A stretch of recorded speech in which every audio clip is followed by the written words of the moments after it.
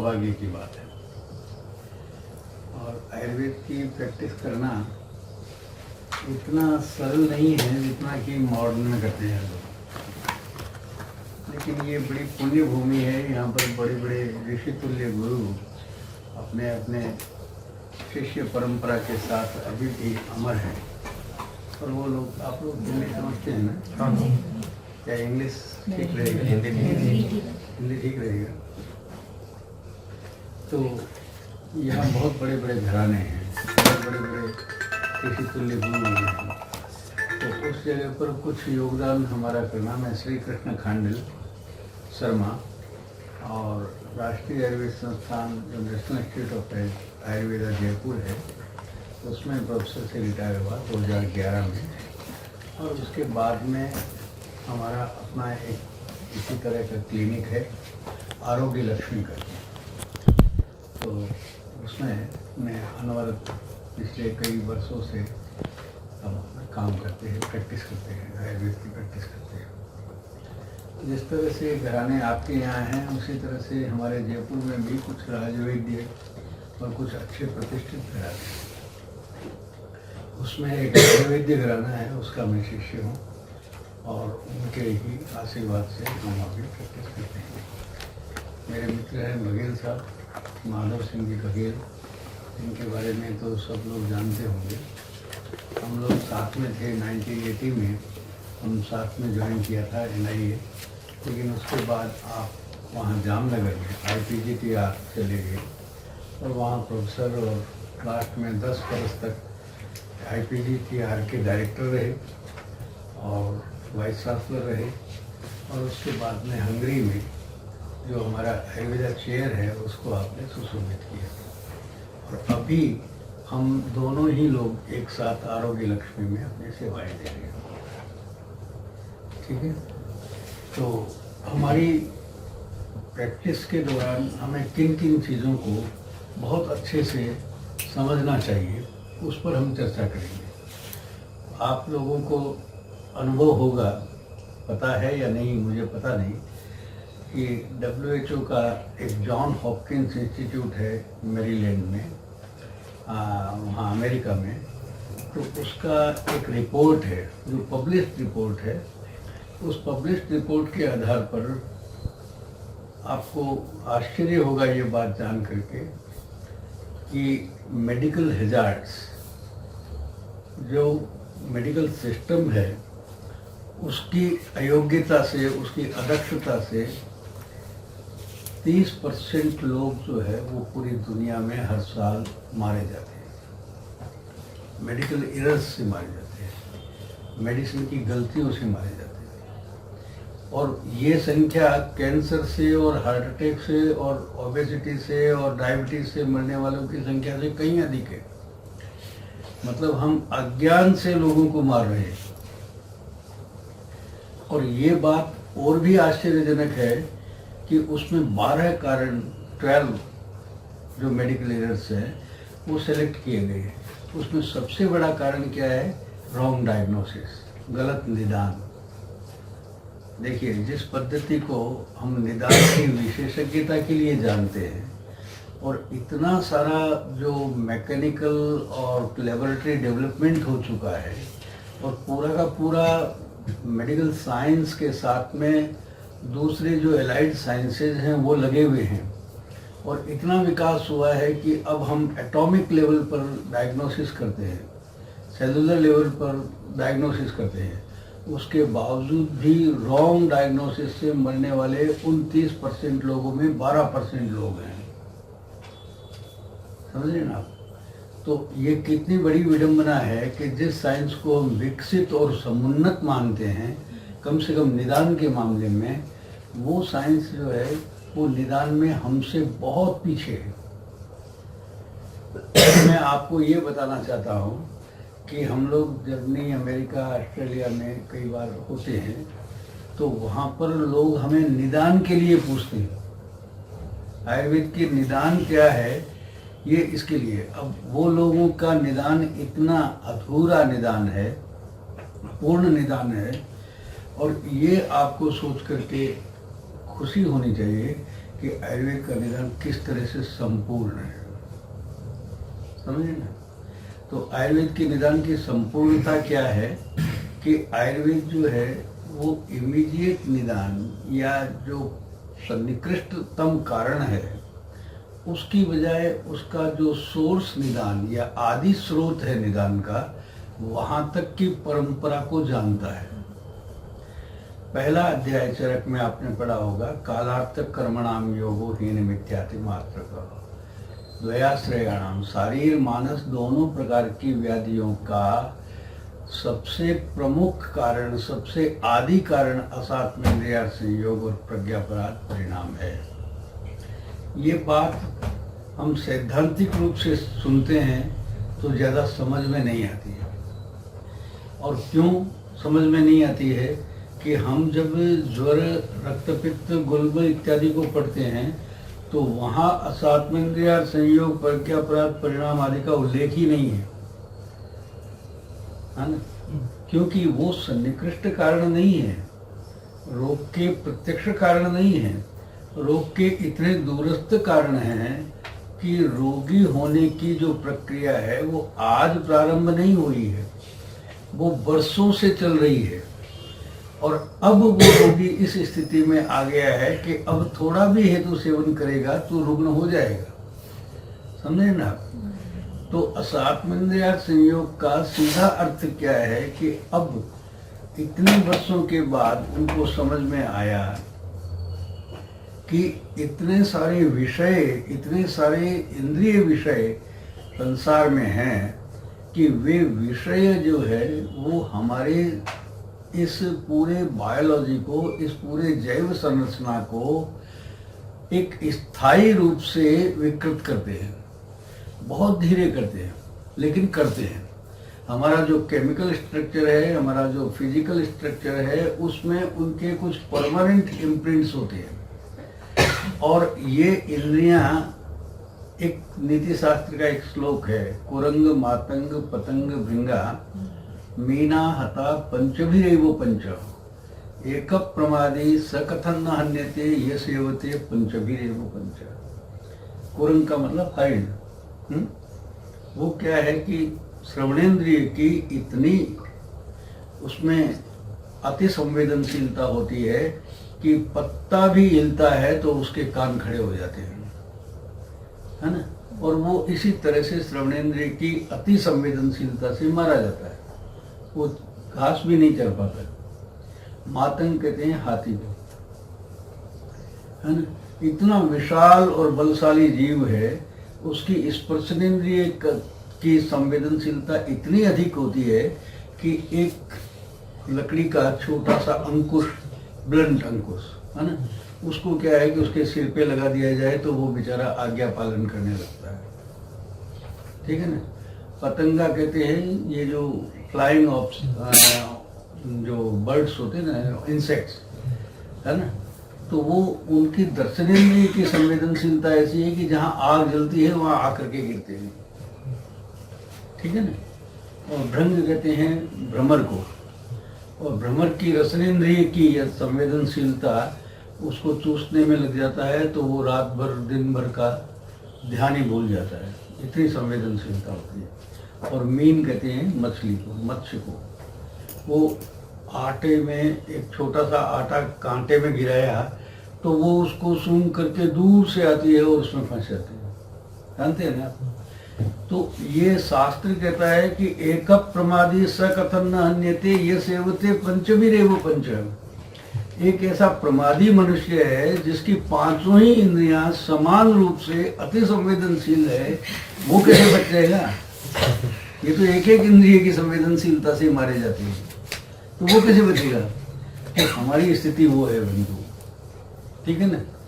तो ये जो इंद्रियां क्या करती हैं, ये इंद्रियां क्या करती हैं कि ये इंद्रियां हमारे शरीर का जो प्राण है, हमारे शरीर का प्राण कहाँ रहता है, यत् शरीर रस स्नेह प्राण तत्र प्रतिष्ठित।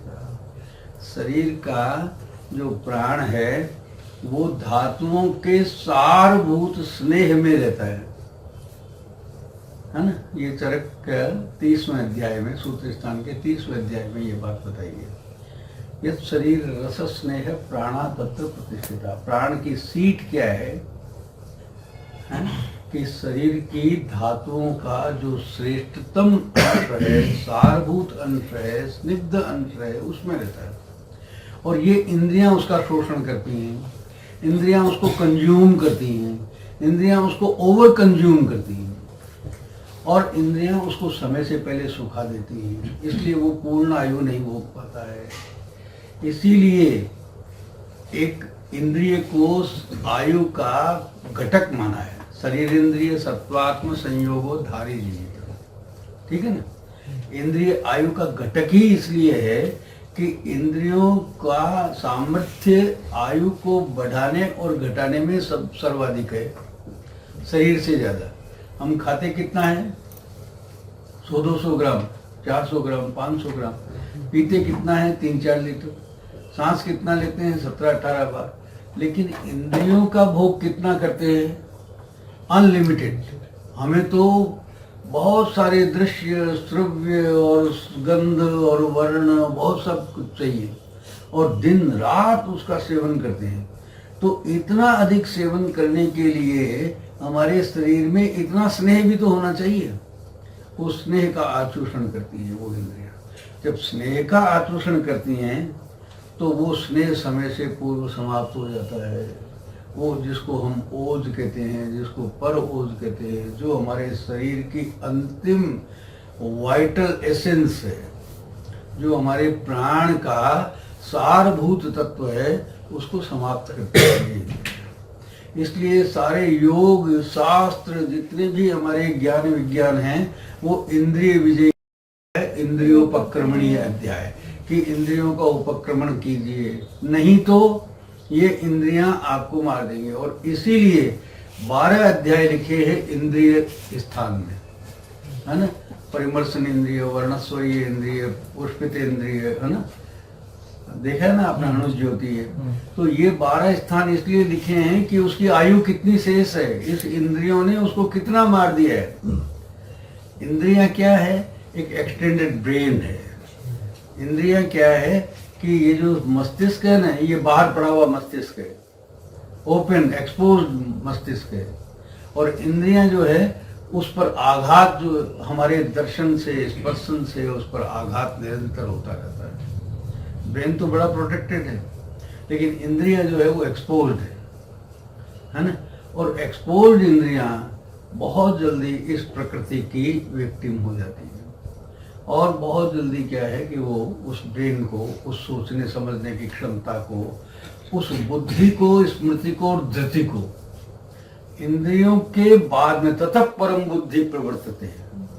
इंद्रियों के विषय भोग के बाद में बुद्धि का व्यापार प्रारंभ होता है, समझे ना। और बुद्धि का व्यापार प्रारंभ होता है तो समम बुद्धि ही पश्यति। जब समत्व में होती है तो वो देखती है, समत्व में नहीं है तो वो देखते हुए भी नहीं देखती है, सुनते हुए भी नहीं सुनती है, समझते हुए भी नहीं समझती है, समझे ना। और यही बुद्धि जो है वो निश्चय करती है, यही बुद्धि व्यवसाय करती है और किसी तरह से प्रैक्टिस में लाती है। उस इंद्रिय के द्वारा देखे विषय को उस पर कैसे कार्य करना है, एग्जीक्यूट कैसे करना है, उसका काम बुद्धि का है। और बुद्धि के बाद में कितना इंद्रियों का ग्रहण करना है, कितना नहीं करना है, ये धृति का काम है। धृति जो है वो नियमात्मिका है, धृति ही नियमात्मिका। अहित अर्थों से बचाना, ये नियम, ये धृति बताती है। और स्मृति क्या है कि हमारे लिए यम नियम क्या है, हमारे कुल देश जाति के संस्कार क्या है, हमें क्या करना चाहिए, उम्र के हिसाब से, वय के हिसाब से, जाति कुल के हिसाब से, देश के हिसाब से, समय के हिसाब से, काल के हिसाब से क्या करना चाहिए, ये हमारी स्मृति बताती है। और हर एक सेल में, हमारे हर एक कोशा में एक स्मृति है ना। और वो इंद्रिय के इस अतिरिक्त व्यापार से धी, धृति और स्मृति का नाश होता है। और धृति स्मृति का नाश होने के बाद काल अपने प्रभाव से रोग, उस स्वस्थ को रोगी बना देता है, समझे ना। तो इंद्रियार्थ संयोग और प्रज्ञापराध और परिणाम का ये अभिप्राय है, और इस अभिप्राय को दुनिया का कोई भी विज्ञान नहीं जान सकता आयुर्वेद के अलावा, और ये आदि कारण है रोगों का एक कारण। दूसरा कारण क्या बताया है? दूसरा कारण है कि प्रागपि अधर्मादृते व्याधयन्नासी, जब तक अधर्म नहीं था तब तक रोग नहीं थे। अधर्म क्या अभिप्राय है कि धर्म का हिंदू मुस्लिम नहीं है, अधर्म का अभिप्राय यह है कि जीवन का भी एक धर्म है। जीवन का, हम जब स्वस्थ रहना है तो ये एक धर्म है हमारा, और स्वस्थ रहने के लिए जब तक हम लोग घूमते फिरते रहते थे, जब तक जो कुछ मिलता था उसको संतोष के साथ ग्रहण करते थे, है ना, तब तक कोई प्रॉब्लम नहीं थी। जैसे ही हम एक जगह टिक गए, यायावराश शालीना, है ना, यहाँ से शुरू होता है। जब तो हम एक जगह टिक गए तो हमने सोचा कि रोज रोज कौन कमाने जाता है, एक दिन में हम पूरा भर लेते हैं।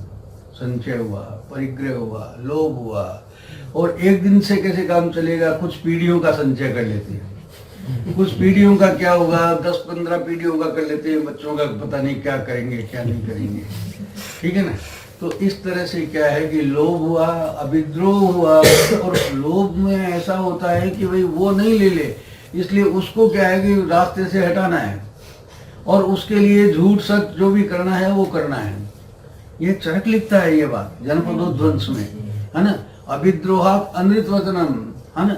और यहाँ से क्या है कि वो सत तत्व चला गया, धर्म तत्व चला गया, और रोग जो है उनका प्रादुर्भाव हो गया। और रोग का प्रादुर्भाव कैसे हुआ कि देश, काल, जल और वायु, चारों जो हमारे जीवन के मूलभूत आवश्यक घटक है उनमें दुष्टि हो गई।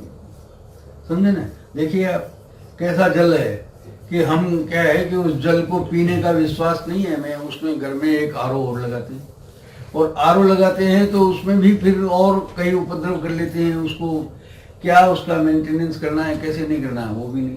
वायु का प्रदूषण कितना भयंकर है कि कई देशों में, हमारे दिल्ली में तो वो मास्क लगा करके बच्चे जो हैं वो स्कूल में जाते हैं, है ना। और हालत ऐसी है कि एक दिन और एक दिन इवन कारें बंद करनी पड़ती है, और वायु का प्रदूषण हो रहा है ना। पूरे देश का प्रदूषण हो रहा है। देश का प्रदूषण क्या हो रहा है, कितनी निराशा, कितनी उद्दंडता, कितनी उच्छृंखलता। पूरा देश कहीं आतंकवाद, कहीं नक्सलवाद, कहीं कश्मीर अलगाववाद, कहीं कुछ झुलस रहे, है ना। रुपए का अवमूल्यन हो रहा है, रोजगार है नहीं, देश में स्थिति खराब है, तो देश का विकार हो गया, है ना। और काल, ये समय, हम हमेशा बात करते हैं कि समय ही खराब है। हमारे बुजुर्ग लोगों से पूछेंगे तो वो तो बहुत ही निराश हैं कि समय बहुत खराब आ गया, है ना। तो मतलब क्या है कि ये जो क्रम है, इसमें कोई आदमी स्वस्थ कैसे रहेगा। जब देश, काल, जल और वायु अस्वस्थ हो गए तो हम कैसे स्वस्थ रहेंगे। दूसरा कारण अधर्म बताया, क्योंकि ये एक क्रम है। तीसरा कारण बताया ग्राम्यो ही वासो मूलम अस्वस्थानाम। हम जैसे ही एक जगह टिक गए, वैसे ही जैसे अर्बनाइजेशन हुआ, अर्बनाइजेशन के बाद में हमने इसका विचार ही नहीं किया कि हमारे लिए क्या उपयुक्त है, क्या अनुपयुक्त है। हमारे पूरे देश में सब जगह माइग्रेटेड फूड माइग्रेशन हो गया। हमारा सिस्टम जो है वो इतना कि अब हम साउथ इंडियन जो है वो यहाँ खाते हैं, नॉर्थ इंडियन जो है वो यहाँ खाते हैं, थाई, मलेशियन, ये वो पता नहीं कितने तरह के मसाले हमें मिलते हैं, है ना। और वो, उसमें कोई दिक्कत नहीं है।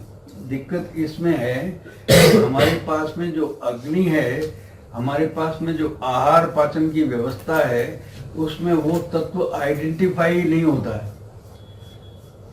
हमारे एंजाइम्स जो हैं उसके लिए बने ही नहीं हैं।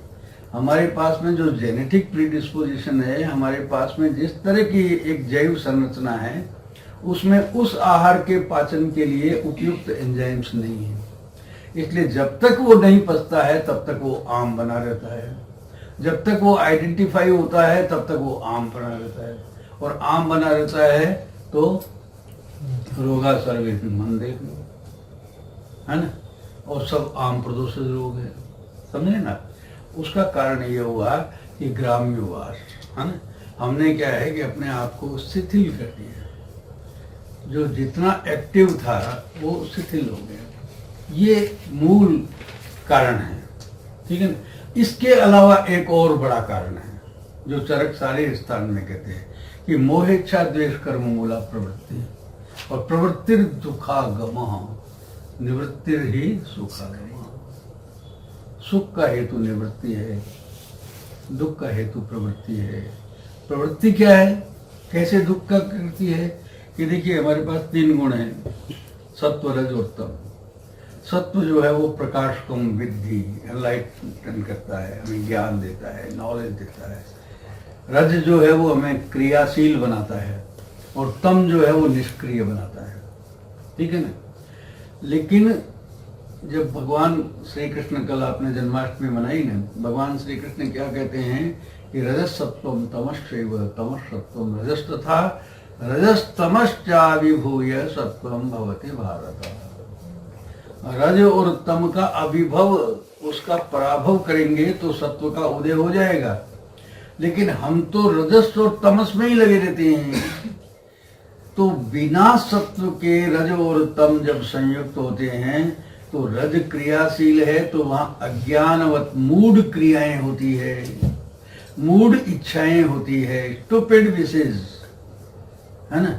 और जब तम अधिक होता है रज के साथ में तो मूढ़ निष्क्रियता, मूढ़ द्वेष होता है, मूढ़ इच्छा और मूढ़ द्वेष। अज्ञानवान इच्छाएं और अज्ञानवान द्वेष, ये रोगों का, प्रवृत्ति का, दुखों का कारण है। चरक सारी स्थान 5 में कहते हैं कि मोहेच्छा द्वेष कर्म मूला प्रवृत्ति, कि आपकी इच्छा होनी चाहिए, क्योंकि इच्छा द्वेष सुखम दुखम प्रयत्न चेतना धृति बुद्धि स्मृति अहंकारो लिंगानी परमात्मना। ये तो सही बात है कि इच्छा होनी चाहिए, लेकिन इच्छा जो है वो ज्ञानवान होनी चाहिए, प्रकाशवान होनी चाहिए। इच्छा जो है वो वेद पूर्वक होनी चाहिए। लेकिन इच्छा अगर ज्ञान पूर्वक नहीं है, हमारी क्या इच्छा है, एक बच्चा जो है वो कहता है मुझे तो चांद चाहिए, है ना, बच्चा चाहिए, बच्चे को कहते हैं बहुत कुछ है, तो वो मूड इच्छाएं हैं, ठीक है ना। लेकिन वो मूड में सत्व की इच्छा है, क्योंकि उसका अभी सत्व उदय बहुत हुआ नहीं है, उसको ज्ञान हुआ नहीं है। लेकिन हम तो जो बच्चे से भी ज्यादा बुरी हालत में हैं, हमें तो पता नहीं कितनी बुरी इच्छाएं चाहिए, हैं, कितने सारे कंपनसेटरी मैकेनिज्म, कितने सारे रॉन्ग एप्रिसिएशंस हैं हमारे पास में, हैं। हमें तो जो नहीं चाहिए, जिसको हमारे लिए बिल्कुल उपयुक्त बना ही नहीं है, वो सब चाहिए हमें। तो मोहेच्छा द्वेष कर्म मूला प्रवृत्ति, ये एक और बात कही चरक में। तो मोहेच्छा द्वेष कर्म मूला प्रवृत्ति का मतलब क्या है कि इच्छा करने का काम है प्राण का, द्वेष करने का काम है अपान का। तो प्राणापान समायुक्ता पचाम्यन्नम चतुर्विधम, प्राण और अपान का वैषम्य जो है वो रोगों का कारण है, समझे ना। प्राण क्या करता है कि वो हमारे शरीर में आदान करता है, हमें न्यूट्रिएंट्स देता है। अपान क्या है कि जिन न्यूट्रिएंट्स का सही ढंग से शरीरीकरण नहीं हुआ है, जो मलभूत हो गए हैं, उनका निष्कासन करना, ठीक है ना। तो हम क्या है कि निष्कासन पोषण न्यूट्रिएंट्स का करते हैं और खाने में टॉक्सिन्स लेते हैं, समझे ना। तो ये जो स्थिति है इसको कहते हैं मोहेच्छा द्वेष कर्म मूला प्रवृत्ति, समझे ना। आपको मालूम है कि ये जहर है, रोगी को प्रज्ञापराधवश, है ना, प्रज्ञापराध का मतलब उसकी बुद्धि में वो भ्रंश हो गया है, इसके कारण से उसको मालूम नहीं है कि हमें क्या खाना चाहिए, और वो अखाद्य का सेवन करता है। और कुछ तो हमें अखाद्य जो है वो जबरदस्ती खिलाए जाते हैं, सारे तेल, घी, दूध, दही, गेहूं, चावल, सब कुछ नकली है, समझे ना आप। और जिनको हम जानते हैं वो भी फिर भी नकली खाते हैं। तो ये क्या है कि टॉक्सिन्स का लेना और न्यूट्रिएंट्स का छोड़ देना, ये प्राणापान का वैषम्य है ना, ये भी रोगों का कारण है ना। अहम वैश्वानरो भूत्वा प्राणिनाम देहमाश्रितः, वो पचाने वाला जो तत्व है वो कोई परमात्मा तत्व है, आप नहीं है, समझे ना। और उसको आप प्रसाद की जगह विषाद दें तो रोग विषाद रोग वर्धना नाम, और प्रसादे सर्व दुखा नाम हानिरस्योपजायते। अब भगवान को प्रसाद चढ़ाते हैं ना, कितनी स्वच्छता से, कितने ध्यान से, कितने मन से बनाते हैं और उसको चढ़ाते हैं। वो क्या है कि थोड़ा सा टुकड़ा देते हैं लेकिन वो अमृत जैसा लगता है, और हम बहुत सारा विषाद खाते हैं फिर भी तृप्ति नहीं होती है, अतृप्ति पूर्वक खाते हैं, है ना। तो ये क्या है, इतना छोटे से एक शब्द में उन्होंने ये एक वाक्य में कह दिया, मोहे इच्छा द्वेष करो मूला प्रवृत्ति। लेकिन इसके इम्प्लीकेशंस क्या है, इसका सही निदान में उपयोग क्या है, ये हमें समझना पड़ेगा, समझे ना आप। तो ये 4 मौलिक कारण शास्त्र ने बताए। पहला असात्मेन्द्रिय संयोग प्रज्ञापराध परिणाम, दूसरा ग्राम्यो ही वासो मूलम असस्तानाम, तीसरा अधर्म, और चौथा मोहेच्छा द्वेष कर्म मूला प्रवृत्ति है। ये 4 मौलिक निदान हैं, और इन निदानों से आपका दायित्व यह है कि अपने रुग्णों को आप एजुकेट करें, उनको शिक्षित करें कि ये जो है ये निदान मूल कारण है, इनसे बचना चाहिए। क्योंकि इनसे सेवन करने के बाद में हमारे पास आते हैं तो ये सन्निकृष्ट हेतु तो केवल एक ट्रिगर है, स्विच दबाना वाली बात है, करंट तो पहले से चल रहा है गड़बड़, ठीक है ना। अब हमारे पास में फिर निदान को और समझना चाहिए। हमारे पास में एक निदान जो है वो उसके वेदना समझता है, आतंक समझती, प्रधान जो वेदनाएं हैं उनके आधार पर हम एक अस्थायी निदान करते हैं, प्रोविजनल डायग्नोसिस करते हैं ना, है ना। लेकिन प्रोविजनल डायग्नोसिस के आधार पर हम ट्रीटमेंट नहीं कर सकते। ट्रीटमेंट के लिए हमें उसका संप्राप्ति संगठना समझनी पड़ती है। उसके लिए ये समझना पड़ता है कि दोष विशेष क्या है, दूषी क्या है, स्रोतस क्या है, अग्नि क्या है, और जितने भी घटक हैं, तस्मात विकार प्रकृति, उसका कॉन्स्टिट्यूशन ऑफ द डिजीज पढ़ना पड़ता है, समझना पड़ता है। तो वो निदान जो स्थायी निदान हुआ, ठीक है ना। और उसके बाद में और निदान है, वो चिकित्सा पूर्व निदान। हमारा रोगी जो है वो सीधे इसी संप्राप्ति संगठन से थोड़ी आया है, वो डॉक्टरों के पास में बहुत भटक भटका करके आया है। उसके पास में एक थैला भर करके बहुत सारी मेडिकल रिपोर्ट्स हैं, उसने बहुत सारे एंटीबायोटिक्स, स्टेरॉइड, ये वो सब लिए हैं। तो वो चिकित्सा उपचार भी उसको बहुत हुए हैं, और उसमें रोग का डिजाइन बदल गया है, रोग का स्वरूप बदल गया है। तो वो चिकित्सा पूर्व निदान एक और बात हो गई, ठीक है ना। अब चिकित्सा पूर्व निदान करने के बाद में ये चरक कहता है कि एवं प्रकोपणम, एवं योनि, एवं नामानम, एवं समुत्थानम, एवं उदरकम, है ना, और एवं प्रवृत्ति, एवं क्रिया, वो जो उसकी जो भी क्रिया है, चिकित्सा क्रिया है, वो ऐसा होना चाहिए। ये इस रोग में ये प्रकोपण विशेष है, ये निश्चित करना चाहिए आपको चिकित्सा से पहले, समझे आप। और उस चिकित्सा का व्यवसाय हमारा शुरू ही तब होता है कि आपको ज्वर का उन्होंने निदान करके दे दिया, उससे काम नहीं चलेगा। आपके पास में रोगी खुद कहता है कि मुझे बुखार है, उससे काम नहीं चलेगा। आपको ये पता लगाना पड़ेगा कि इसका बुखार किस रोग विशेष, किस तरह का है, किस कारण विशेष से हुआ है, समझे ना। इसको चिकित्सा उपचार से हुआ है, संसर्जन, मिथ्या संसर्जन से हुआ है, देश काल ऋतु वैषम्य जनित है, गर्भोपसृष्टान्न अन्न निषेवण जनित है, कैसा है, समझे ना। तो एवं प्रकोपणम ये एक और निश्चित निदान है। इसके बाद भी एक और निदान है। इसके बाद में निदान क्या है कि द्रवत्वात् अग्निम उपहत्य केवले शरीरे यथा ज्वरम अभिनिवर्तयति, है ना। द्रव से अग्नि का उपवन हो गया, नष्ट रोग हो गया, ज्वर हो गया। लेकिन आगे चरक कहता है कि नहीं, यहाँ पर वो ज्वरत्वात् तो सामान्य रूप से होता है, लेकिन ज्वरः कषायैर् वमनैर् लंघनैर् लघु भोजनैर् रूक्षशीयेन साम्यन्ति सर्पिस्तेषां विशुद्धितम्। क्यों कि रूक्षम तेजो ज्वर कर्म, वहां रूक्ष पित्त जो है वो ज्वर का कारण है। ये रोग की और एक अवस्था है कि वहां द्रव पित्त से सामान्यतः होता है, लेकिन ये अवस्था जो है वो विशेष है कि यहाँ रूक्ष पित्त निर्द्रव पित्त से होता है।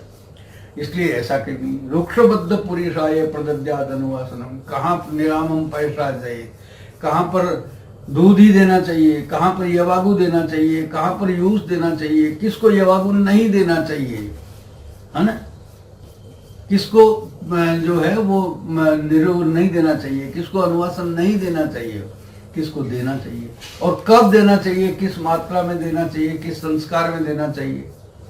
तो ये फिर चिकित्सा पूर्व निदान और चिकित्सा की अलग अलग स्टेजेज पर निदान बदल जाते हैं।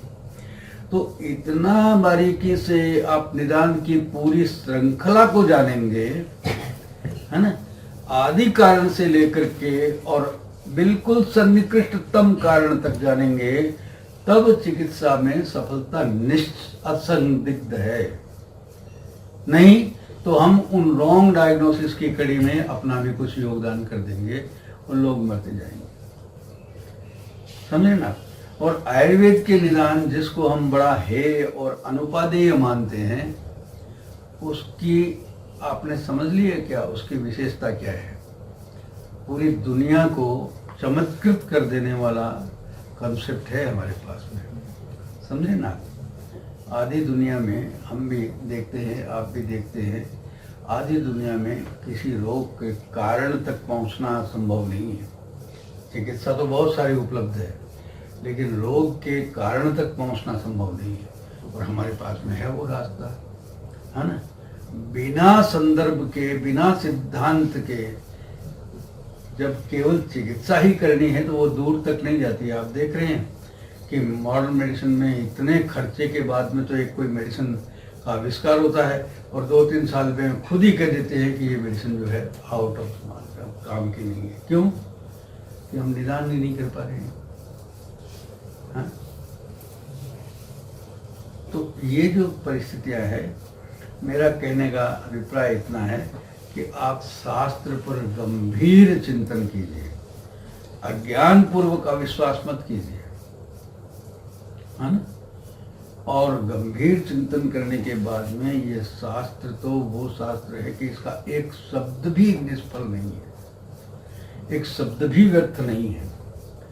बस उस शब्द को आप पूरा समझिए।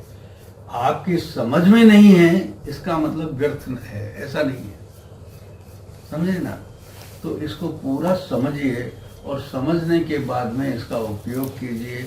निश्चित रूप से आपको बहुत जटिलताओं में बहुत सरल चिकित्सा मिल जाएगी।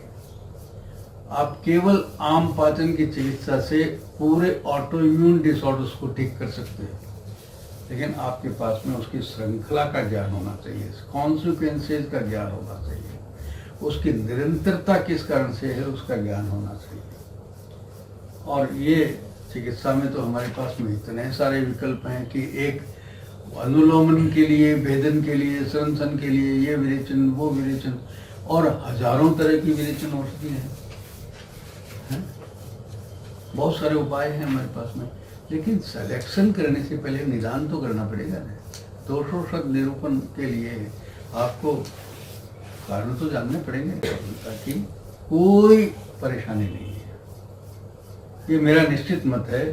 मैं 45 वर्ष से यही चिकित्सा कर्म कर रहा हूँ और आप इस बात को मान लीजिए कि आयुर्वेद से बड़ा निदान विज्ञान कहीं किसी के पास नहीं। ठीक है, धन्यवाद आपको।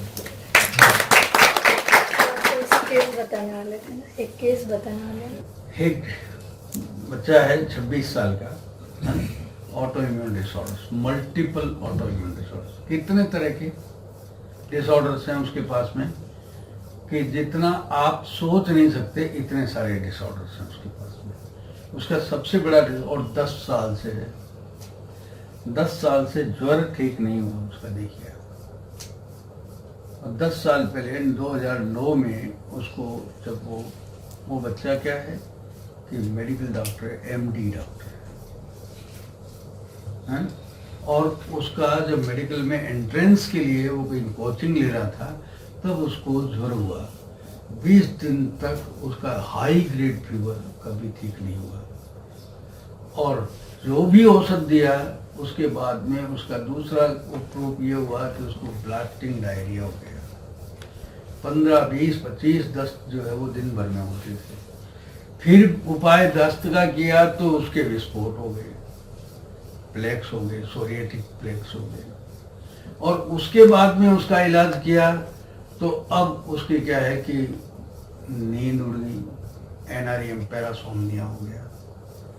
फिर उसका इलाज किया, वो इलाज चलता रहा, उसका मेडिकल में सिलेक्शन हो गया, कलकत्ता में ज्वाइन कर लिया उसने, MBBS कर लिया, और उसी दौरान मतलब कुछ न कुछ सेटल रहा वो।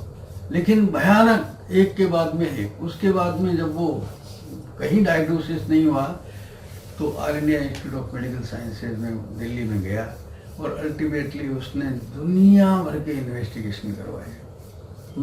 तो उसको इलियाइटिस, सैक्रो इलियाइटिस डायग्नोज हुआ। फिर उसके बाद में उसके मेजेंट्रिक और इंग्वाइनल लिम्फ नोड्स जो हैं वो डेवलप हो गए, तो 1.6 सेंटीमीटर का एक लिम्फ नोड डेवलप हो गया। उसके बाद में उसको माइक्लोनिक जर्क शुरू हो गई। इतना भयानक माइक्लोनिक जर्क मैंने देखा नहीं, डॉक्टर साहब भी थे हमारे साथ में। एक फीट जंप करता, वो 1 फीट जंप करता है, और उसके 8 बाई 8 सिरोधारा किया तो लगता था टेबल टूट जाएगी, जैसे उसको नींद आती है वैसे झट शुरू हो जाती है, जर्क शुरू हो जाती है, और जर्क्स इतने भयानक जर्क। उसके बाद में फिर उसको क्या नहीं चल रहा है, देखिए आप। मतलब टोटल डिसीजेस लिस्ट करिए, RA, क्रोन्स, हाँ, ऐसे नोट डिप्रेशन, मायोक्लोनिक जर्क्स, मतलब what not system they have damaged या डिसीज हैव डैमेज्ड। बहुत बुरी। एंड एक MBBS डॉक्टर ऊपर से बोल रहा है ये कि वो लिम्फ नोड की बायोप्सी किया, उसकी जो है ट्रेपीजियस नर्व काट दिया, ट्रेपीजियस नर्व काट दी, डॉक्टरों ने डॉक्टर की, और उसका कंधा झुक गया बेचारे का। क्या करे बताइए। लेकिन उसने हमारे पास में आया ऐसी भयानक कंडीशन में। वो कितनी मेडिसिन लेता है कि जो क्लोरोनेजेपाम हम 2.25 लेते हैं 0.25 या 5 लेते हैं, वो 4 मिलीग्राम जो है वो पर डे लेता है। इंजेक्टेबल एनाल्जेसिक्स, एक इंजेक्शन रोज, और SOS जब जरूरत है। 500 मिलीग्राम सल्फासेलाजिन जो है वो लेते हैं। वो कितने लेता है? 4 ग्राम पर डे। इटोरिक्स कॉब एक दवाई और भयानक पेन किलर होती है, उसकी जनरल डोज जो है वो 20 mg है, वो 180 mg ले रहा है। ठीक है। उसके अलावा प्रेडनिसोलोन भी ले रहा है 40 mg, और उसके अलावा क्या है कि वो एक इन्फ्लिक्सिक कैप एक दवाई है जिसमें क्या है कि इम्यून सप्रेसेंट वो लेता है। कितना कि जो 6 महीने में एक बार 2 mg पर kg बॉडी वेट लेनी है, वो हर 2 महीने में लेता है, और 5 mg पर kg बॉडी वेट लेता है। मतलब 20 गुना लेता है उसको भी, और उसके बावजूद भी कोई फायदा नहीं। किसी कारण से हमारे पास में आ गया। अब ऐसी भयानक परिस्थिति में केवल एक बात थी जो हमारे स्टूडेंट्स भी आते हैं। ऐसे क्लास चल रहा था, हम लोग क्लास ऐसे आप लोग MD PhD स्टूडेंट हमारे MD PhD स्टूडेंट्स आते हैं हमारे क्लिनिक में, तो उनकी क्लास चल रही थी। तो क्लास में ही उसने 2 घंटे तक अपनी पूरी 10 साल की हिस्ट्री बताई, और यही एक कारण था कि इसको हमें चिकित्सा, क्योंकि उसका स्वरवर्ण योग भी ठीक था, वो स्थिर था। ये सबसे पहला आप देखिए आयुर्वेद में जो बताया है, जो इंडिकेटर्स हैं हेल्थ के, सब जगह बताया है कि स्वर और वर्ण ठीक हो जाए।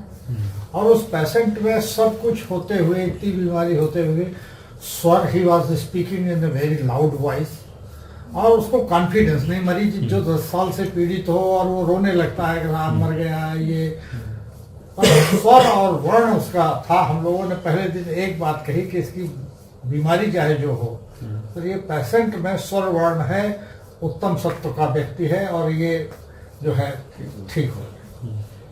लेकिन शुरू में हमने बहुत सारे उपाय किए, देखिए, और सब फेल हो गए। सब साथ ये भी समझिए कि कोई ऐसा सरल काम नहीं था इतनी मेडिसिन के बीच में आयुर्वेद घुसेड़ना।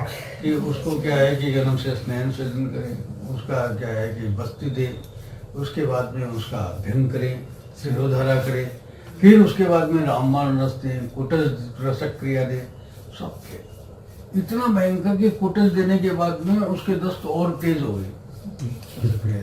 पहला पेशेंट देखा जो 500 मिलीग्राम कुटज देने से 20 बार डायरिया हुआ। हाँ, और बहुत भयानक। अब मैं क्या करें, तो फिर हमारे समझ में आया, और हालांकि पहले ही चल दिया था, कि हमने उसको सड़ंग पानी बना दिया।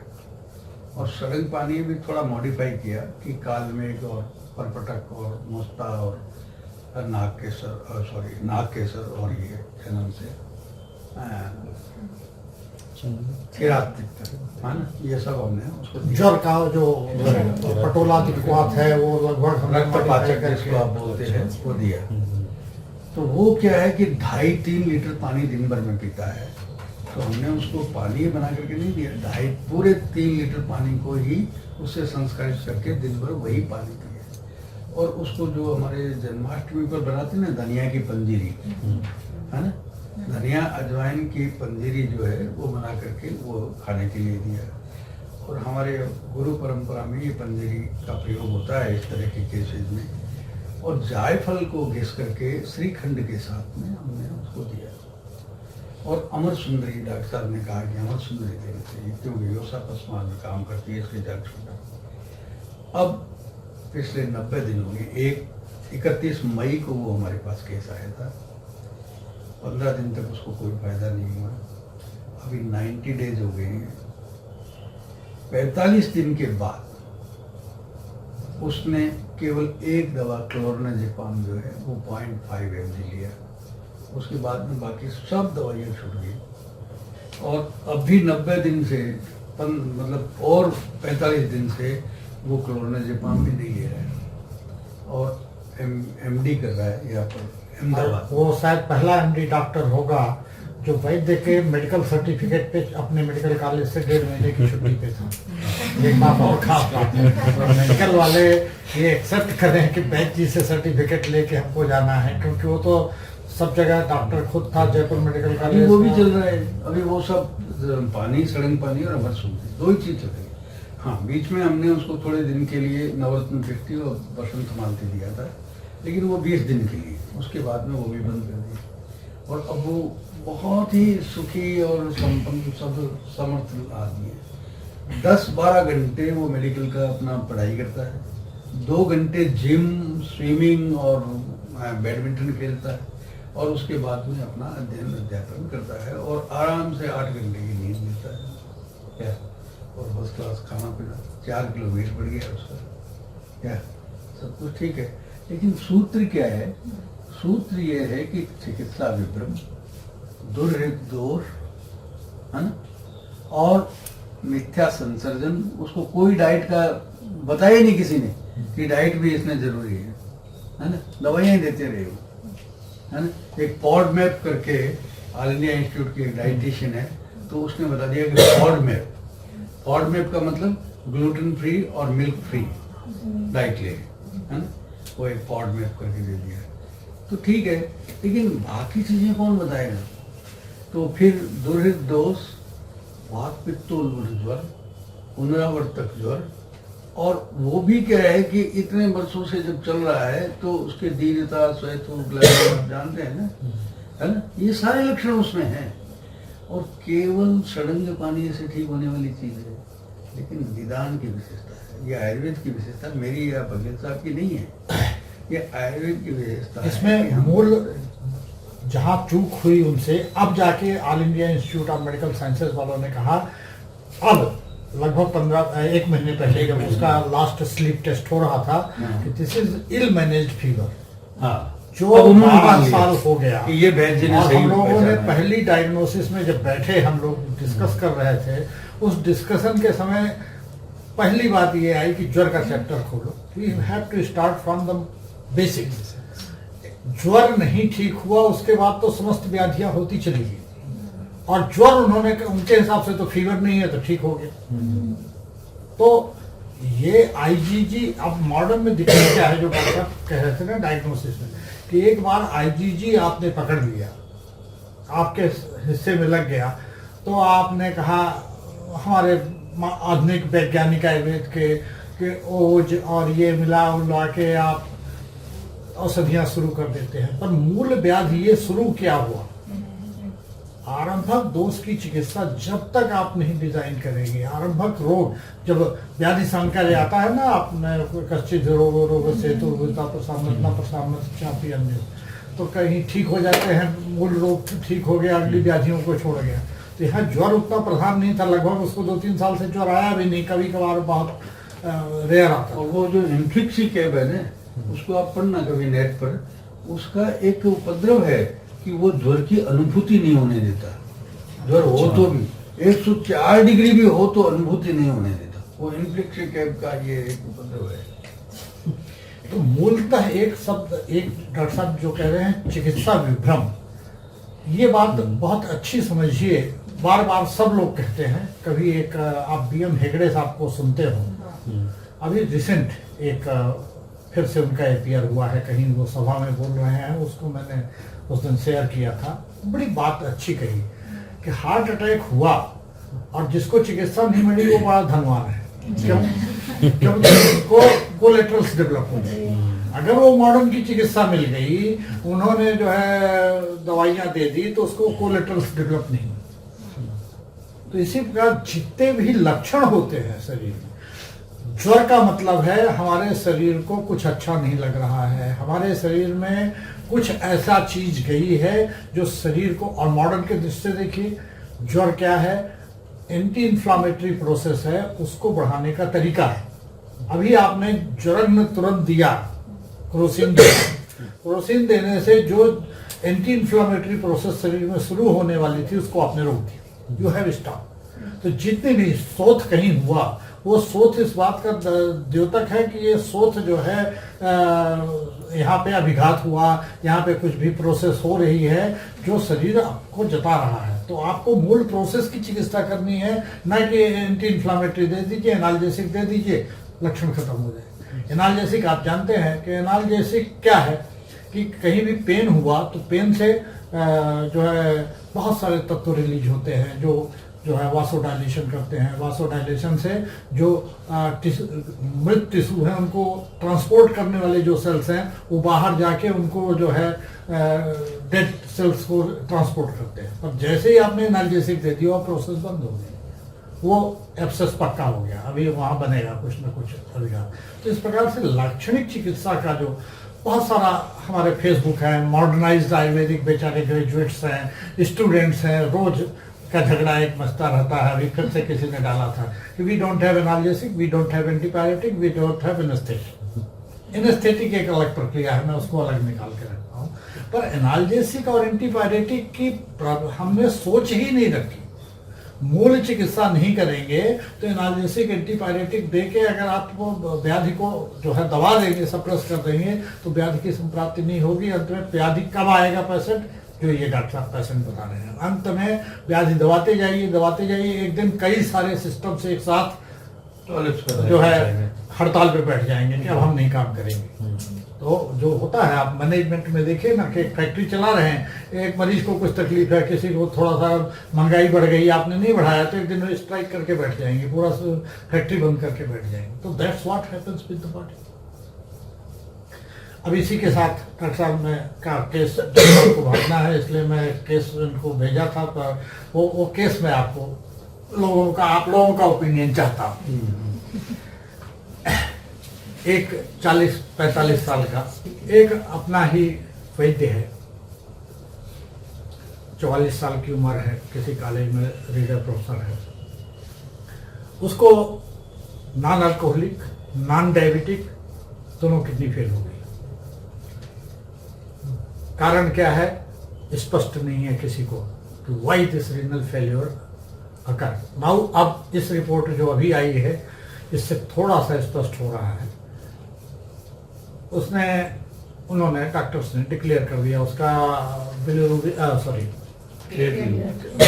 यूरिया लेवल 140 और क्रिएटिनिन 10+ था समवेयर।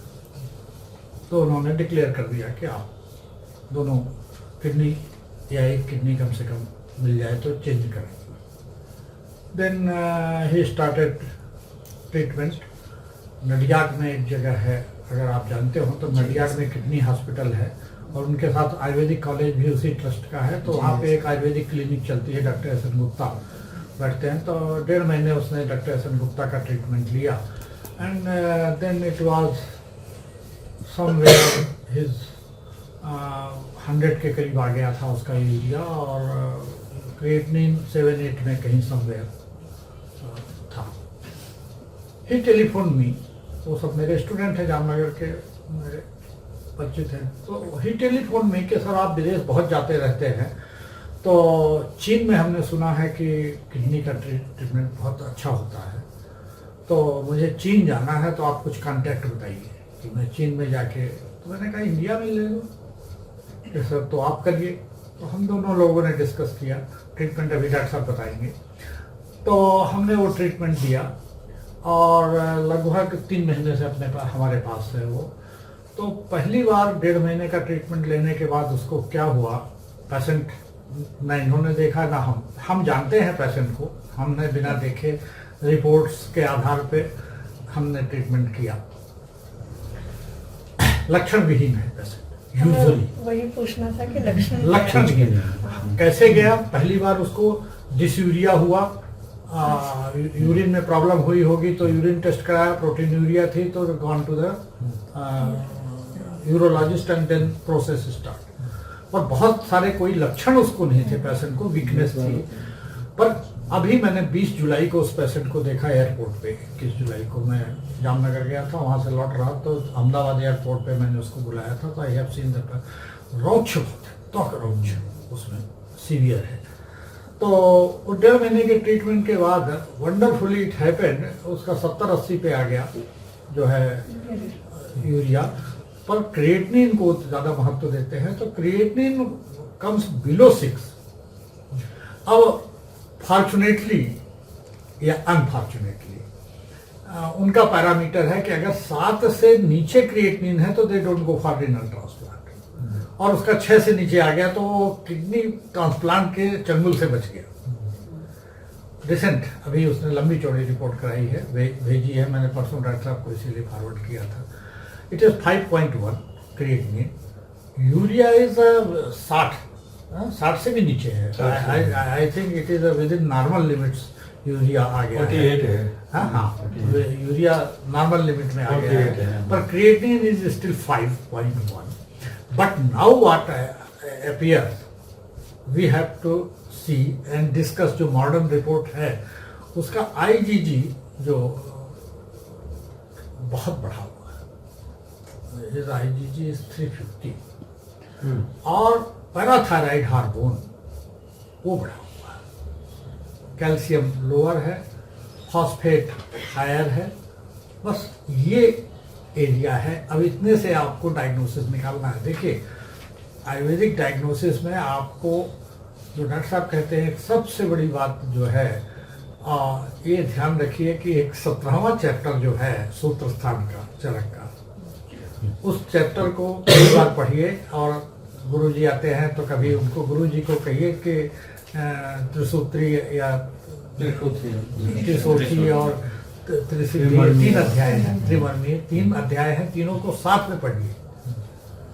सूत्र शस्त्र 26, चिकित्सा का 26 और सिद्धि का 9, ये तीनों चैप्टर एक साथ पढ़िए। अब डॉक्टर साहब का जो कहना है वो एक बात अब मेरी समझ में आ रही है धीरे धीरे अच्छी तरह से, कि वो वहाँ साथ में 17वें अध्याय में तीनों मर्मों को बताया और साथ में धातुओं का 6 वहीं पे एक्सप्लेन किया। और ये जो व्याधियों का क्रम है ना, महेशकर साहब की एक छोटी सी पुस्तक है, जामनगर से पब्लिश हुई थी, स्रोतस पे बहुत बोलते थे, तो स्रोतो विद्वानी करके एक 50-60 पेज की पुस्तक है, गुजरात आयुर्वेद विश्वविद्यालय का पब्लिकेशन है। वो एक्चुअल में किताब नहीं है, उनके दिए हुए लेक्चर्स उन्होंने पब्लिश की। उन्होंने कहा कि ऊण भावात, सबसे पहले स्रोतों में भावों की ऊर्जा, और जो इन्होंने कहा स्नेह प्राण है, तो स्नेह की कमी होगी तो क्या होगा, रौक्ष, और रौक्ष आगे आगे आगे अवयवों को फेल्योर का कारण बनता है। जब भी रौक्ष पैदा होता है, और यहाँ हमने पूरा विश्व ऐसा पैदा कर दिया है कि फैट नहीं खाना, पूरा जिसका दिमाग, डॉक्टर साहब के पास पेशेंट आते हैं, वो बेचारा चेहरा देखते हैं, जब ये कहते हैं कि ऐसा करो 2 चम्मच घी सुबह जो है खाना है, 3 बार पूछता है घी, तो समझाना पड़ता है घी, क्योंकि वो ऊण भावात, जो रोक्षत्र का सबसे पहले हुआ ऊण भावात, कटनी भावात, फिर आगे आपने संप्रांत देखी, पर वो एक जो है क्रॉनिक डिसीजेस में खासकर स्रोतो रोक्ष को दूर करना आपका सबसे बड़ा काम है। आप जितनी भी व्याधि है औषधियाँ देंगे, थोड़ा लक्षणों का समन होगा, पर अब स्रोतों में रोक्ष के लिए आपको जो है करना। तो जो ये केस है, इसके लिए आप में से किसी का भी opinion, anyone, how to manage ये, पहले आप चिकित्सा बताइए, आपकी क्या चल रही है? देखिए, चिकित्सा तो बड़ी साधारण है, हम लोग बहुत वर्षों से प्रयोग करते हैं, और वो तो खुद वैद्य है, इसलिए कोई ज़्यादा मुश्किल काम नहीं है।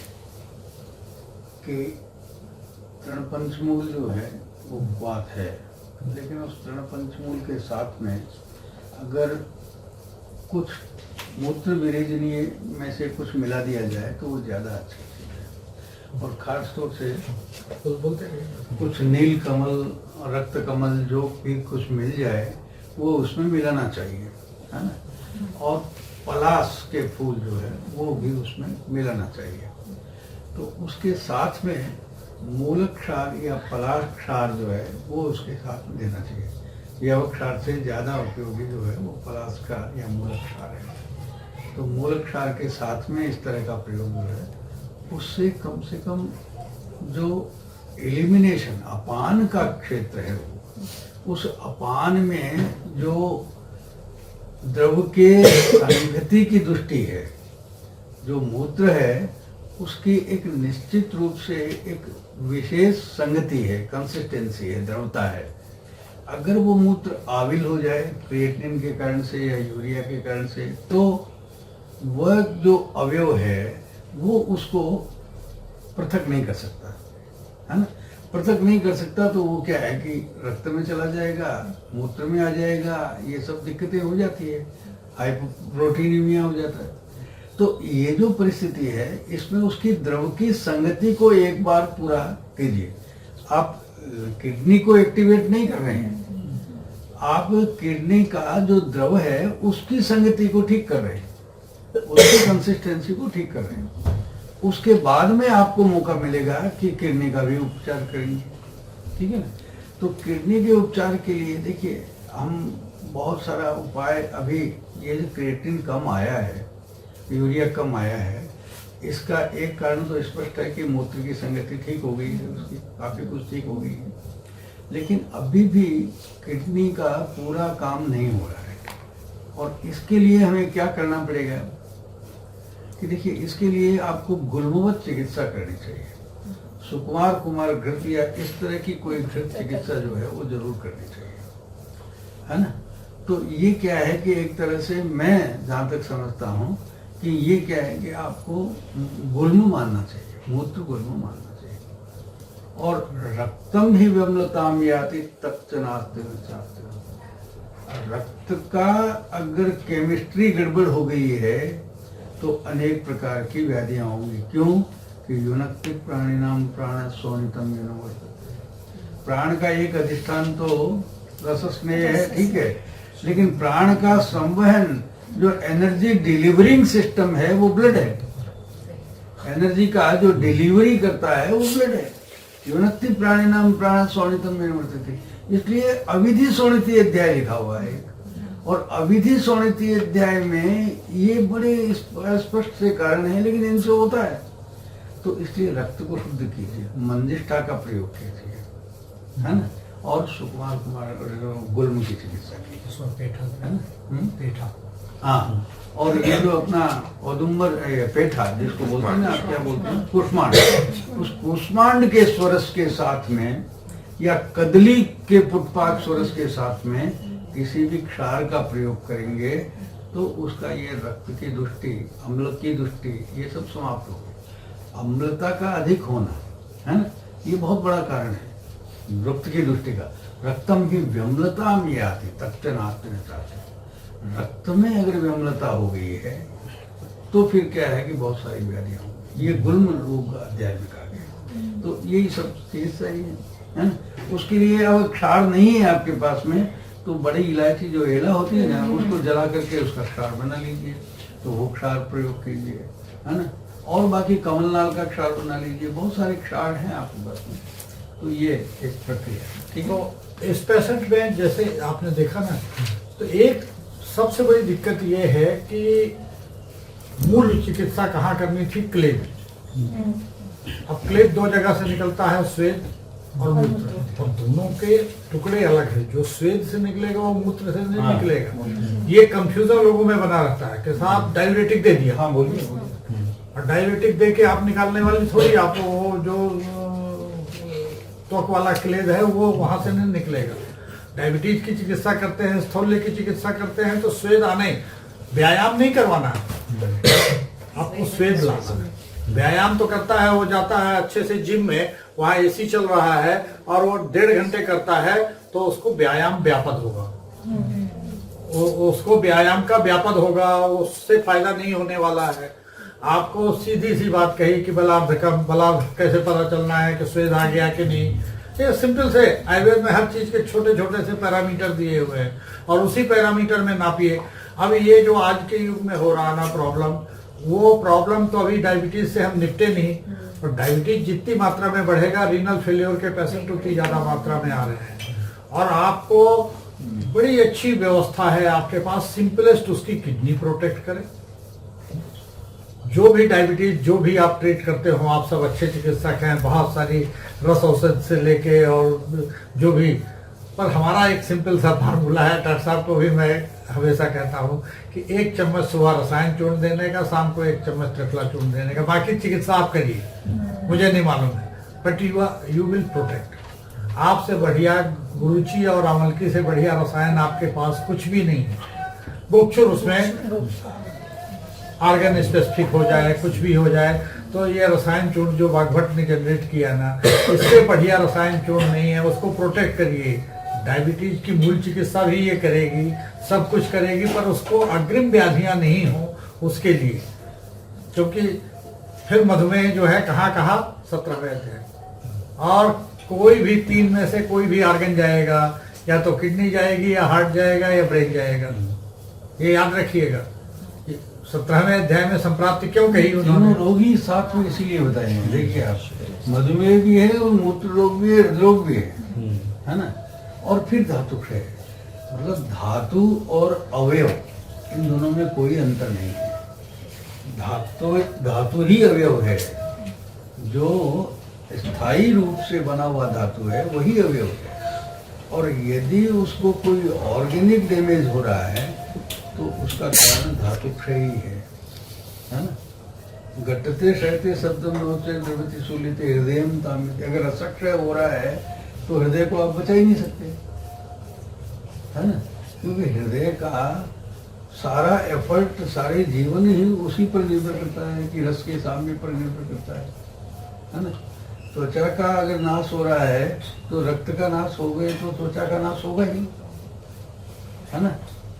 ये देखिए ना आप, इसमें रक्त में इस तरह के अपमिश्रण हो गए हैं, इसीलिए उसको रोक्ष है, वो त्वचा से साफ दिखता है, तो रोक्ष, ठीक है ना। तो ये इसी अध्याय इसीलिए लिखा गया है कि अगर ऑर्गेनिक डैमेज हो रहा है तो आप धातु क्षय से उसका अनुमान कीजिए और धातु की प्रतिपूर्ति तुरंत कीजिए। और रस के प्रतिपूर्ण के लिए आपके पास बहुत सारी औषधियाँ हैं, है ना। उसके जो है वो पूरा का पूरा अध्याय ही क्या है कि रस के पूर्ण के लिए है ना। कितने तरह के संतर्पण बताए हैं, है ना। तो ये सब आप कर सकते हैं। तो इसलिए चिकित्सा में मेरे लिए बोलने को कुछ शेष नहीं रहा। डॉक्टर साहब ने बहुत बोला है, पर मेरे कुछ बेसिक रिक्वेस्ट है बाहर हूँ कि द्रव्य गुण को अच्छी तरह पढ़िए। देखिए 3 चीजें हैं। हेलो। आज के युग में शास्त्र 3 ही है, और हमेशा आयुर्वेद में शास्त्र, मूल शास्त्र 3 ही है। वो है बेसिक प्रिंसिपल, मौलिक सिद्धांत। मौलिक सिद्धांत के बाद दूसरे नंबर पे रोग विज्ञान, और तीसरे नंबर पे द्रव्य। ये तीनों तो आपको बार बार पढ़ने पड़ेंगे जब भी आप खोलेंगे। अभी एक समस्या मैं यहाँ नहीं जानता हूँ क्या प्रैक्टिस होती है, जो सब जगह जानता हूँ, रस औषधियाँ, और फिर रस औषधियों को रस औषधियों में मिलाना।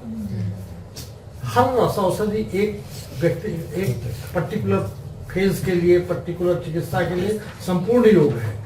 फिर योगों में बृहद बात चिंतामणि में बात गए, हम कुछ मिलाएंगे, उसमें बृहद बात चिंतामणि मिलाइए, सब मिला के, और फिर 5 मिलीग्राम, 10 मिलीग्राम, 15 मिलीग्राम दीजिए। दिस डोंट फॉल्स द चिकित्सा। तो चिकित्सा का जस्टिफिकेशन कि ये हम क्यों दे रहे हैं और क्यों, उस क्यों का जवाब आपको ढूंढना है। देखिए, एक रोगी रोग परीक्षाओं में से एक परीक्षा, एक ही है परीक्षा जो चरक में 5 बार गई, वो है चिकित्सा पूर्व परीक्षा। आपको याद हो, जो है 14वें अध्याय में जब भवन की बात आई, तो भवन पूर्व क्या आपको परीक्षा करनी है, तो औषधम देशम कालम बलम सात्मम सत्वम, 14 पॉइंट वहाँ बताए।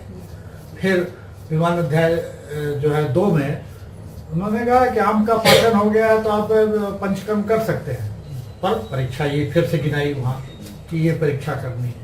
तो इस प्रकार से इस परीक्षा को सिद्ध स्थान 9 में किम अपेक्ष बस्तिम दद्यात् नरम, वहाँ पे फिर ये परीक्षा गिनाई। चिकित्सा स्थान 30 में फिर ये परीक्षा गिनाई। एक जगह कहीं और मैं मिस कर रहा हूँ, 5 जगह ही परीक्षा गिनाई, और हर जगह संख्या अलग अलग है। वो अलग थ्योरेटिकल बातें हैं, आदि कर या बीच में कहीं, तो आदि से प्रकृति आदि गिन लेना। पर वहाँ पे जो है 30वें अध्याय में जब उन्होंने, उसमें गंगाधर ने बड़ी अच्छी टीका की। ये मूल है चिकित्सा करते वक्त, पहले आप क्या औषध देने जा रहे हैं, किस देश में जाने। जब हम लोग शुरू में आए तो मैं लखनऊ से MD करके आया था। हमारे यहाँ कुपीलू का प्रयोग, बड़ी भल्लातक और कुपीलू हम खूब प्रयोग करते थे। जब जयपुर में आए तो उन्होंने कहा नहीं साहब, ये मरु देश है और यहाँ कुपीलू प्रयोग नहीं करेंगे। नहीं, एक सब लोग क्या बांटे उठते हैं। पेशेंट को आपने दिया कुपीलू और पेशेंट कंप्लेंट लेके आएगा साहब पिचिंग हो रही है, मसल स्पाज्म हो रहे हैं। तो देश, औषध, देश, और फिर औषध किस देश से आई हुई है, ये भी तो आयुर्वेद में जो है उसका। और फिर काल, किस काल में हम भल्लातक बहुत प्रयोग करने के आदी हैं, पर बहुत लोग भल्लातक से डरते हैं। एक दिल्ली में मैं सेमिनार में बड़े वैद्य त्रिगुणा जी मंच पे बैठे हुए थे, और मैं भल्लातक पे प्रेजेंटेशन कर रहा था। अरे भाई, भल्लातक इतनी ऐसी औषधि है, मैंने तो कभी यूज़ नहीं किया। मैंने कहा साहब, मैं तो भल्लातक गुरु का ही शिष्य हूँ, और जो उनके यहाँ जो है कड़ाहों में पत्ती थी भल्लातक, और हर पेशेंट को हम भल्लातक का पैकेट पकड़ाते थे, भल्लातक के ग्रेन्यूल्स बना के। बट भल्लातक जैसे प्रयोग करना है तो एक सिंपल सा चरक में ही फार्मूला दे रखा है कि उष्ण ऋतु में अजीर्ण वाले को और पित्त प्रकृति वाले को, अगर ये 3 चीज़ आपने अच्छी तरह डायग्नोज कर रखी है तो 95% योर भल्लातक विल बी सेफ। और भल्लातक इतना रसायन है, इतना, आप देखिए चरक में जितनी अच्छी तरह पढ़ा हुआ है कि मांस के आपके पास रसायन नहीं है, मांस धातु। अभी एक ही पुणे में 2 साल से, अब इस चिकित्सा में आप कह नहीं सकते कि आपके औषध से लाभ हुआ कि प्रकृतितः उसको लाभ हो गया है। आप पुनर्भव चिकित्सा करने के लिए कहा, उसको कैंसर था और उसने कहा कि हमको नहीं कराना है। उन्होंने लेज़र थेरेपी करके उसको दिला दिया। आपके लेज़र थेरेपिस्ट है डॉक्टर कटारिया, नाम सुना? डॉक्टर कटारिया जी, वो बेसिकली तिलक के आयुर्वेदिक ग्रेजुएट है, और वो लेज़र क्लिनिक बहुत बड़ा चलाते हैं। उन्होंने वो पेशेंट मुझे रेफ़र किया, और मैंने उसको जो है, मैंने कहा जब बरसात आए, सूटेबल सीजन हो, तो इसको भल्लातक खिलाना। 4 महीने भल्लातक खिलाते हैं। 2 साल से तो उसको हर 3 महीने में रिलैप्स हो रहा था, उसकी गांठें बन रही थी। अभी 2 साल से नहीं हुआ, तो मैं भी तो इस प्रकार से भल्लातक मांस से शुरू करके अस्थि मज्जा शुक्र तक, भल्ला तक सब जगह है। आप देखिए रसायनों में तो भल्ला तक का प्रयोग, जितनी ऑटो इम्यून डिसऑर्डर है, ये मत ढूंढिएगा कि आईजीजी कम करता है कि नहीं, वो तो रिजल्ट है आईजीजी कम होना अधिक होना। जैसे इस पेशेंट को भी अभी अपन चिकित्सा प्लान करेंगे, आईजीजी बढ़ा हुआ है, आईजीजी के लिए अब हमको वो जो व्यापक की चिकित्सा नहीं करनी है, हमको मूल धातु जहाँ से विकार शुरू हुआ है, जहाँ वो मूत्र विष जमा हुए हैं, उसके कारण जो उसकी ऑटोइम्यून रिएक्शंस हुए हैं वो देखेंगे। सिंपल गुडुची आपके पास बेस्ट औषधि है। गुडुची को सालनी दहानपुर का आपको नाम याद हो, बॉम्बे मेडिकल कॉलेज के EM वाली जो शुरू किया था ना, सरोजनी दास, तो उन्होंने गुडुची को सबसे उत्तम डायूरेटिक सिद्ध किया डॉक्टर। उनका जो पूरा रिसर्च था 15 साल का, they found that it is better than टूनाडोल because it does not put pressure on the kidney पे कोई। और आपको क्या चाहिए, गुडुची से बढ़िया दवा क्या है जो है रीनल फेलियर के केस में देने के लिए, जहाँ इम्यून पोटेंशिएशन भी हो, एंटीऑक्सीडेंट मॉडर्न की भाषा में सब कुछ है, पर आयुर्वेद की दृष्टि से एक बढ़िया सा रसायन द्रव्य देना है उसको। हाँ, उस पेशेंट को हम लोग शिलाजीत दिया था बीच में, शिवा गुटका, तो शिवा गुटका भी हैव ऑलरेडी गिवन। तो वो सब औषधि है जो रसायन करके और उस औषधि का चिकित्सा कर। 5 मिनट आप में से किसी को प्रश्न पूछना हो तो सेक्रेटरी जवाब देंगे।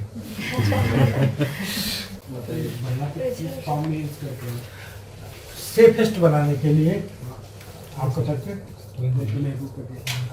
पटेल जी, ऐसा है कि भल्ला तक को हम लोग सेफेस्ट में अमृत भल्ला तक यूज करते हैं क्योंकि सेफेस्ट फॉर्म हो गया। बाकी भल्ला तक को आप छीर पाट, हमने एक गुरुजी देखे थे एक बार परीक्षा जयपुर में, बहुत पुरानी बात है, जानकी प्रसाद जी ना, मेरे सामने, सबके सामने उन्होंने कहा कि ये भल्ला तक तेल बनाया क्या, डालना मेरे हाथ में। तो हम लोगों ने देखा कि वैद्य पागल हो गया है क्या, हाथ में भल्ला तक तेल डालने। कहा मैं रसशास्त्री हूँ, मैं रस सिद्ध हूँ, मुझे कुछ नहीं होता। तो और ऐसे पी के हमारे सामने दिखाया। तो भल्ला तक जो मैंने कहा कि भल्ला तक को क्षीर पाक इज सेफेस्ट। अब क्षीर पाक आप खुद करेंगे क्लिनिक में, आप में से कितनों को एलर्जी निकलेगी मालूम नहीं। हमारी वो आप में से कोई शायद जान के है, अभी प्रोफेसर है नागपुर में, वो मेरे अंडर में MD किया, आम बात है। और वो भल्ला तक एक भल्ला तक बढ़ाते जाना है, एक पहले दिन एक भल्ला तक, दूसरे दिन 2, तीसरे दिन 10 भल्ला तक ले जाके देते थे। क्षीर पाक करने में उसका सोच गया, और आपने देखा होगा उसको चित्र था, पर वो चित्र फ्लेयर अप हो गया पूरी बॉडी में उसके उस भल्ला तक से।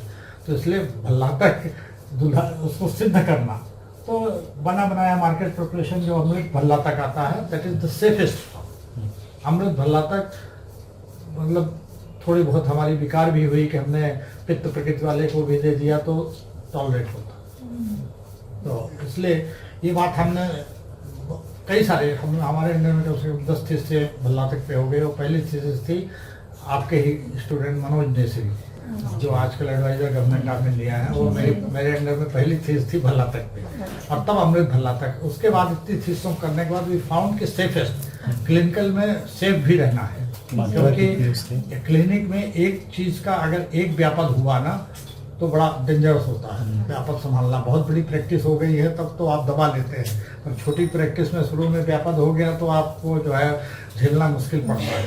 तो इसलिए अमृत भल्ला तक एक बढ़िया सा योग है। मात्रा कितनी यूज करते हैं, प्रिपरेशन कैसे है?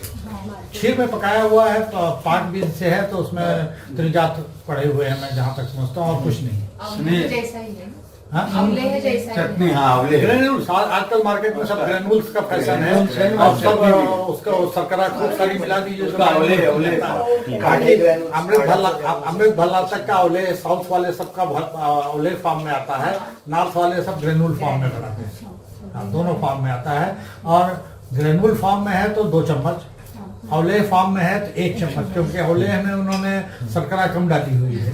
तो ग्रेनुल्स में शर्करा बहुत है, तो शर्करा की मात्रा डिटेक्ट करके आपको डोज तय करना है, तो उस प्रकार से कर दें। और देंगे तो घृत के साथ ही उसमें और घी मिलाना है ऊपर से देते वक्त। तो और खासकर ग्रेनुल को घृत में मिला के, क्योंकि ग्रेनुल में घृत नहीं डाला है, आंवले जितने हैं उसमें घी पड़ा हुआ है। और आप लोगों का कोई प्रश्न हो तो मुझे सर जो रीनल फेल्यूर के अभी जो मतलब कम एज के जो लोग हैं उनको रीनल फेल्यूर का प्रॉब्लम है, तो उनकी जब हिस्ट्री लेते हैं तो वो मतलब एनाल्जेसिक वगैरह बहुत खाते थे। वो सब नोन है, नोन है ये तो सब अभी एनाल्जेसिक, जैसे- इवन पैरासीटामॉल पैरासीटामॉल से बच्चों को रिनल फेलियर हो रहा है। ये आप देख लीजिए, लोग पैरासीटामॉल को सेफ मान के बुखार आ गया तो एक चम्मच जो है गटकाते रहते हैं। उनको ये आपको एजुकेट करना है, वो नहीं बताते हैं। वो कहीं अंग्रेजी में इतने छोटे छोटे अक्षरों में लिखा रहता है कि वो किसी कोई पढ़ नहीं सकता। आपको अपने पेशेंट्स को, फैमिली मेंबर्स को, सभा को, सोसाइटी को, जहाँ भी जाना आपको सूचित करना है कि देखो इसमें ये लिखा हुआ, उसका रेपर लेके जाइए, इसमें लिखा हुआ है जिसका रीनल फेलियर। ये आपको ही उनको, समाज को सूचित करना पड़ेगा। इस लेवल तक है। हाँ तो सर हम कैसे मतलब उस पर सोच रखे कि एक कृत्रिम विष जैसा इन शॉर्ट में है कि, लेकिन चिकित्सा करते समय हम कैसे उस पर ये करें कि उसका इफेक्ट हुआ है, तो सोच कैसे रखें।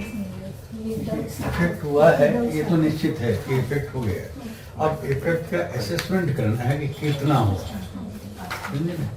यहाँ मूत्र भी धातु है और रक्त भी एक धातु है। सही बता रहा हूँ मैं आपको कि वो मल है तो भी वो धारणीय मल भी है उसकी अवस्था। तो ऐसी अवस्था में आपका जो धातु संयोजन है, जो धातु की धारकता है, उसको बनाए रखना है। ठीक है ना? अब कैसे बनाए रखना है, किस तरह से करना है, तो देखिए हमारे पास में पहली बात यह है कि उस कारण का विपरीत कोई भी विरुद्ध गुण है ना, कोई भी, तो ये विष हुआ है तो कोई भी विषग्न द्रव्य का उपयोग करना। हम लोग हमारे जयपुर की परंपरा में घृतों का बहुत सारा उपयोग करते हैं। आप लोग भी अभी ने देखा कि बहुत सारे घृत हैं। और घृत अगर कोई मूत्रवय संस्थान की औषधियों से सिद्ध घृत हो तो वो बेस्ट है ना। और मैं जहाँ तक बताता हूँ कि घृत ऐसा जो मिश्रक स्नेह हो, जैसे सुकुमार घृत जैसा, तो घृत तेल दोनों साथ हों तो वो ज़्यादा उपयुक्त रहते हैं। उसमें भी एरंड तेल के साथ में हो तो और भी ज़्यादा उपयुक्त रहता है। ठीक है ना? लेकिन बच्चे हैं, वो प्रॉब्लम यहाँ पर ही आती है कि बच्चा ले पाएगा, कितना ले पाएगा, कैसे ले पाएगा, तो उसका बस्ती में प्रयोग भी कर सकते हैं। समझे आप? और इस तरह के मूत्र रोगों में और वृक्क विकारों में बस्ती का प्रयोग, अब बस्ती की परिकल्पना कोई एक निश्चित परिकल्पना नहीं है। वो तो आपको क्या है कि काल देश के हिसाब से, रोगावस्था के हिसाब से सोचना पड़ेगा कि कितना अनुवासन, कितना निरोध, कितना यापना बस्ती देना है, क्षीर बस्ती देना है, वैतरण बस्ती देना है, क्षार बस्ती देना है। तो ये क्षार बस्ती वगैरह का प्रयोग करना चाहिए, क्योंकि इसमें क्या है कि कुछ भी लिया नहीं है अंदर और वो तुरंत क्षार बस्ती का प्रयोग जो है वो हो गया। तो इस तरह की कुछ बस्तियों का प्रयोग करना चाहिए। और फिर उसके बाद में मूत्रवय संस्थान के लिए रसायन द्रव्यों का प्रयोग भी करना। अब रसायन तो पहली बात है कि शिलाजित से ज़्यादा अच्छा कोई रसायन नहीं है, बशर्ते कि वो शुद्ध मिले। जैसा कि डॉक्टर साहब ने कहा, गोक्षुर, शतावरी और ये गिलोय और ये सब जो है ये रसायन का, इनका प्रयोग करना चाहिए। और स्वर्ण का भी प्रयोग करना चाहिए। एक त्रैलोक्य चिंतामणि है, उसको वारी दोष हर कहा है। देखिए आप वैशद्य रत्नावली में देखिए, त्रैलोक्य चिंतामणि को वारी दोष, और वारी दोष का मतलब ये मूत्र दोष है, जल का दोष है।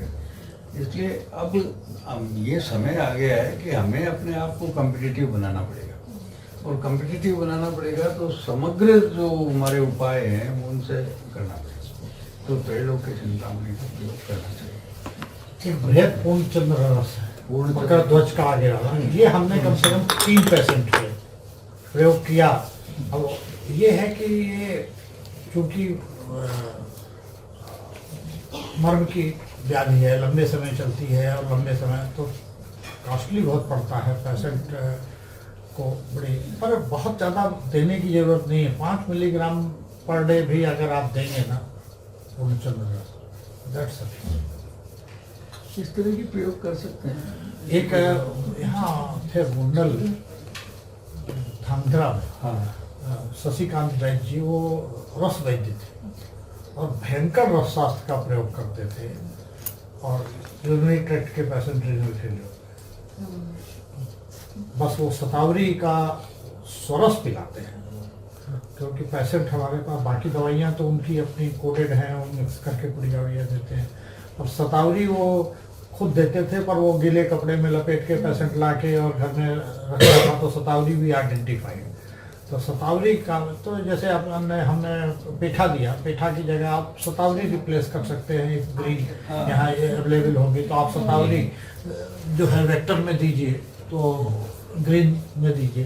पर ये बात कुछ मूल आयुर्वेद के तत्व याद रखिए कि अपान क्षेत्र में है, पर पित्त का आर्गन है, आर्गन पित्त और रक्त के आर्गन है, तो पित्त रक्त और अपान का ध्यान रखते हुए आपको चिकित्सा प्लान करना। रक्त जो है ना वो बहुत इम्पोर्टेंट ऑर्गन है इसमें। और सबसे एक बड़ी बात बात पूछना है सर कि जब भी रीनल फेलियर के पेशेंट आते हैं, सबसे बड़ी दिक्कत ये होती है कि हाइपरटेंशन उनको बहुत रहता है, हाँ, और डायलिसिस करते हुए भी हाइपरटेंशन ज्यादा रहता है।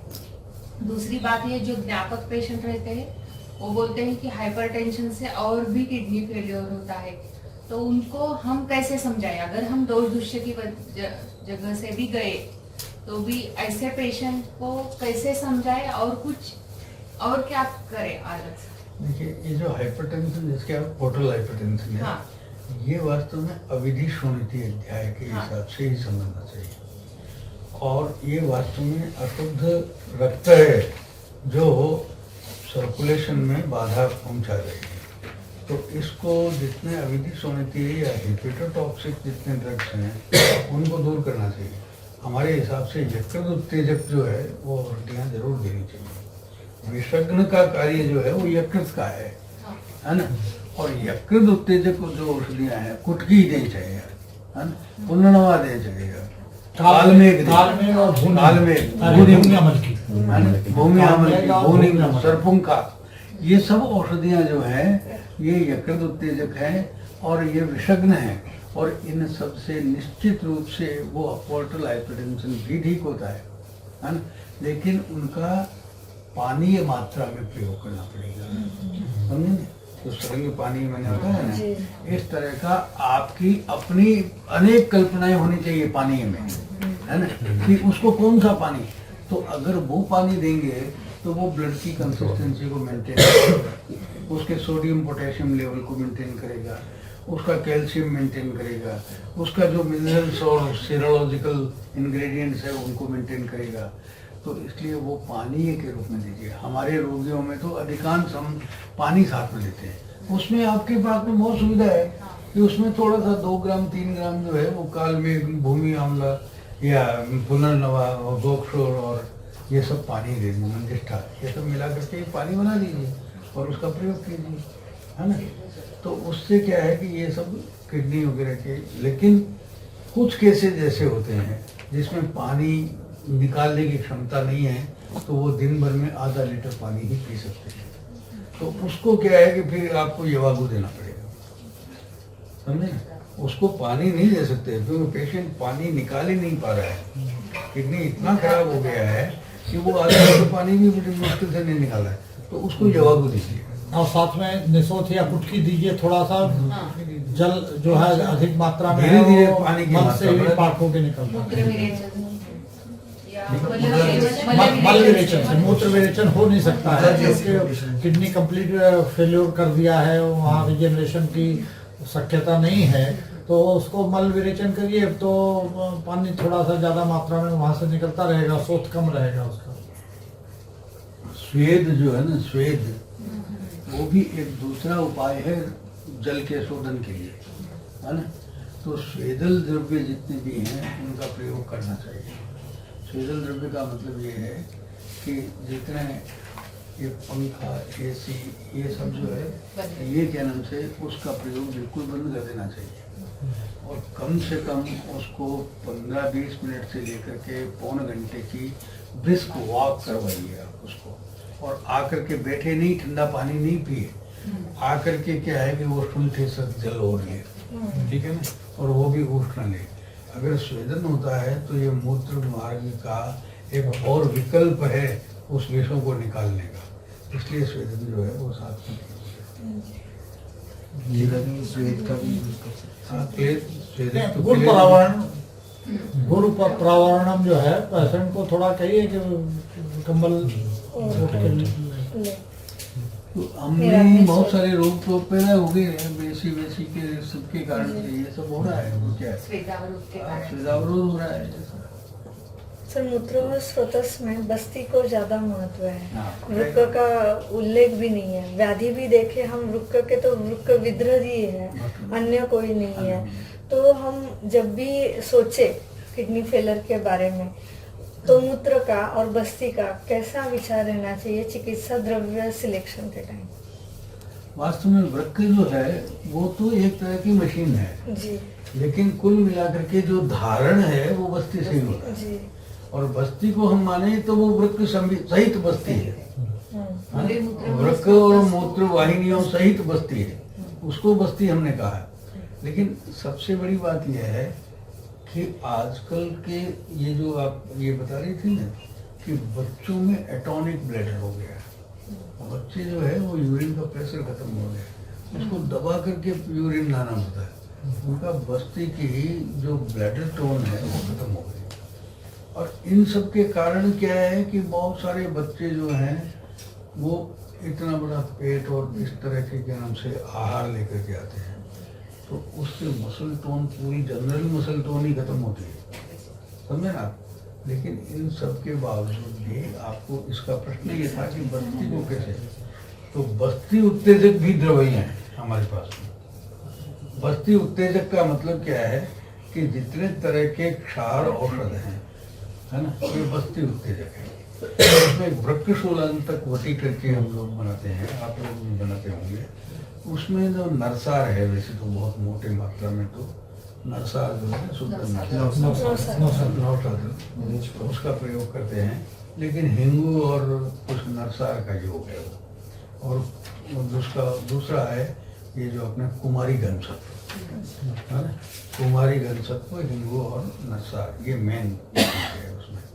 तो इसका प्रयोग जो है वो करना चाहिए, ये सारा बस्ती उत्तेजक है।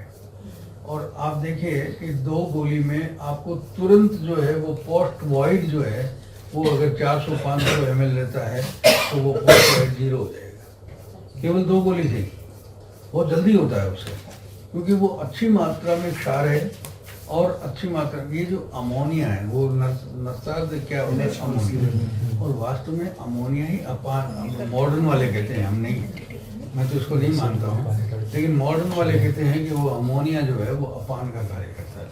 तो अपान का उत्तेजन अमोनिया से होता है। सर जी एक संदर्भ है, आमाशयस्थ स्नेह वृक्क पुष्यन्ति, तो आमाशयस्थ स्नेह बढ़ाने के लिए क्या करना पड़ेगा? पानी सर? आमाशयस्थ स्नेह को बढ़ाने के लिए ना, देखिए भोजन जो है ना वो उसके पहला ही गर्म पानी। तद्रवैर भिन्न संघात स्नेह मृदुता, भोजन में द्रव अधिक होना चाहिए। शुष्क शाक, शुष्क मांस, ये हमारे यहाँ बड़ा निषिद्ध चीज है। और हम लोग क्या है कि शुष्क शाक के, शुष्क मांस आदि के सेवन के, ये जितने लेज कुरकुरे, ये वो जितने बर्गर, पिज्जा, ये सब शुष्क शाक है, शुष्क मांस है, शुष्क खाद्य है ना। तो शुष्क का प्रयोग नहीं करना चाहिए, द्रव का प्रयोग होना चाहिए। और द्रव भी स्निग्ध का साथ होना चाहिए। स्निग्ध का मतलब कम से कम दूध, दही या छाछ या बटर मिल्क, ऐसा कुछ नहीं है जो है वो उसके साथ में, भोजन के साथ में अवश्य होना चाहिए। और फिर भी अगर है तो 2 चम्मच घी डाल दीजिए सब्जी में, समझे ना, 2 चम्मच दाल में घी डाल दीजिए, मक्खन दीजिए, तो इसका प्रयोग तो करना पड़ेगा ना। अगर ये स्नेह नहीं है तो फिर आगे की प्रक्रिया सारी गड़बड़ हो जाएगी, क्योंकि ये 4 चीजें आवश्यक है। तद्रवैर भिन्न संघात स्नेह मृदुताम गतम, तब होगा ये फेन भूत कफ, अच्छे पित्त और कटुभाव वायु। अगर यही नहीं है तो फिर फेन भूत कफ नहीं होगा, वो पिछिल, गुरु, मंद, स्थिर, जड़ कफ होगा वहां, समझे ना। वहां अच्छ पित्त नहीं होगा, वहां विस्तर पित्त होगा। कटुभाव वायु नहीं होगा, वहां रोक्षवाद वायु होगा, यहाँ से विकृतियाँ शुरू हो गई। फीनभूत का मतलब ये है कि वो हर एक सेल में एंट्री हो जाए उसकी न्यूट्रिशन की, इसलिए फीनभूत है। और अच्छ का मतलब ये है कि उसका खुद का कोई गुण नहीं हो जिससे वो रिएक्टिव हो जाए और दूसरे के गुणों का नाश कर दे, है ना। वो केवल शुद्ध रूप से क्या है कि पैसिव रूप से काम करे। और कटु का वायु का मतलब ये है कि वो उचित विक्षेपण करे, है ना, और तुरंत विक्षेपण करे, है ना। रुक्ष भाव वायु विक्षेपण नहीं करता है। तो ये चीज जो है वो स्नेह में ध्यान रखने की बात है। इस सारी है आशु सब लोग फलदायी। जानते हैं, आप लोग प्रैक्टिस करते हैं, तो देखिए भोजन में हमारी क्या विसंगतियाँ हो गई है, किनको कैसे संगत करना है, ये आप लोग बताया कीजिए।